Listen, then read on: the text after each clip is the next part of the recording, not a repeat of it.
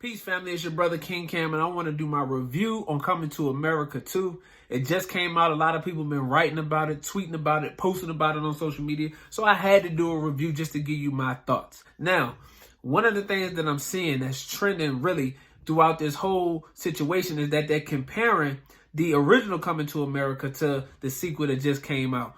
I don't think that you can compare the originals to the sequels in most cases. Most cases, the sequels never measure up to the original movie. I think it's because in that original, it's just magic that happens. It's really nothing that's planned. I think it's all in the timing and when that movie comes out. And there's so many different factors that go into making a really, really good movie. It's hard to duplicate it because it's not just one thing that allowed that movie to be great, if that makes sense. So it's similar like to the Bad Boys series or to the Fast and the Furious series. Like, they got good sequels. Like Bad Boys 2 was good. Bad Boys 2 was a good sequel though.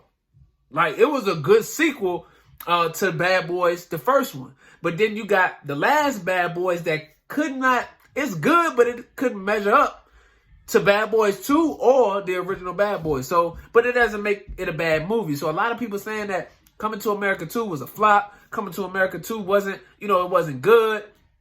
It wasn't good because it wasn't the first Coming to America. So for those of us who hadn't seen Coming to America in a while, you got to go back. You got to watch Coming to America just so you can get in line with the story and how they picking up in the second one and all that kind of stuff. You like, yo, you understand me? So it's kind of, I kind of got that vibe from a lot of things from what people saying. I kind of got that vibe. But the pros outweigh the cons, in my opinion. The pros outweigh the cons, right? You got all black cast, so it's always good to see our people in a positive light. It's always good to see our people, in those leading roles. So, of course, you got legends on the cast with, Eddie Murphy and, Wesley Snipes. So you got legends in there. And then, of course, like I said, you got some young and upcoming actors that's in there. You got a lot of different people. So I think from the film, I saw where they was trying to let some people just, stretch their wings or get their feet wet when it comes to acting. So I think it was a beautiful thing and allowed us as a people to be shown in a positive light. It's an all-black cast. You got, majority of the original cast that was there, if not all the original cast was there. So that was dope. It kind of helped bring back those vibes from the first Coming to America, right? It brought back that nostalgia. It helped, take you back in that point in time and you thought about things that was going on, in your life at that time, where you was at mentally. So I think it was dope. And I think because I like to call myself a renaissance of the 90s, right? I think when that movie came out, that's the mindset that we was in around that time, okay? Late 80s, early 90s. That's where the mindset was at that time. The people, the culture. And I think it's a beautiful thing because I really believe that was a beautiful time frame in, most respects, right? I like the Afrocentric vibes. I really like how it helped bring back the roots, as far as like African traditions and, us being seen again in a positive light, kings and queens and rulership. So I thought that was pretty dope. As the same feeling you got with looking at Black Panther, same thing I got from Coming to America 2. Now, could the jokes and the comedy been better? Absolutely. But the time when Coming to America first came out, you could say different things that you can't say in 2021 that might get you canceled. And I hate cancel culture, but we living in that time. So I'm thinking that a lot of, the script writers and stuff was thinking like, okay, we're not trying to end up in cancel culture. But I like the vibe. I like the Afrocentric original people vibe that was going on. I love the costumes, right? The costumes was crazy. You know what I mean? Like I loved all that. Wasn't no whole bunch of European stuff going on. Like we kept it straight with the roots. So that was dope.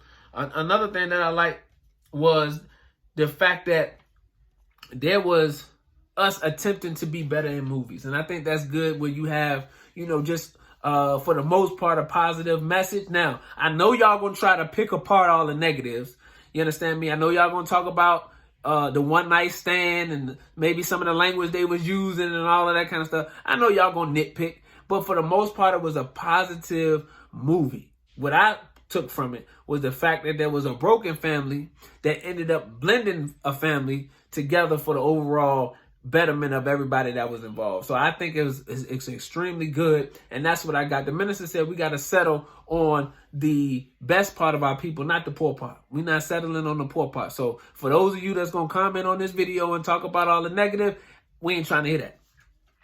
And the last thing that I thought was dope was the fact that they uplifted the black woman. Now, a lot of people was calling this the feminists or hinting at this being part of the feminist movement, but I didn't take it that way, because when you say it's part of the feminist movement, you're looking at it from a white European patriarchal perspective. See, they are the ones who don't allow their women to be in rulership. That has never been a traditional African original or Aboriginal circumstance in our kingdoms. Never was that the case where we didn't have women in leadership.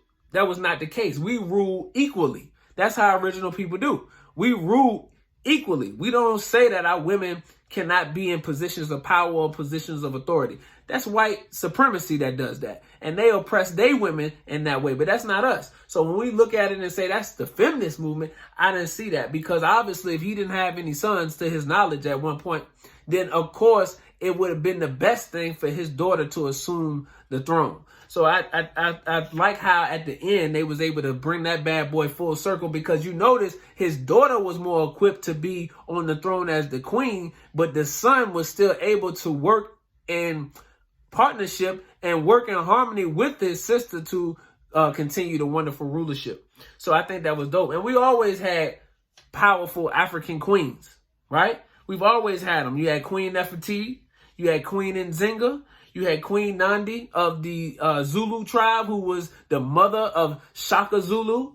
You feel me? So we've always had a beautiful, beautiful rulership with our sisters. If you look at the Nation of Islam, you got Mother Clara Muhammad. You understand me? And you got Mother Tanetta, right? You got Mother Khadijah.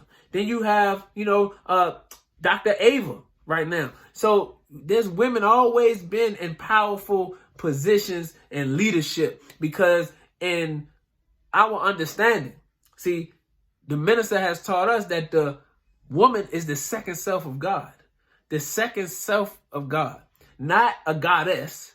She is God too, but the second self of God. So that doesn't mean that she's unable to act out her godship in the same way that a man does.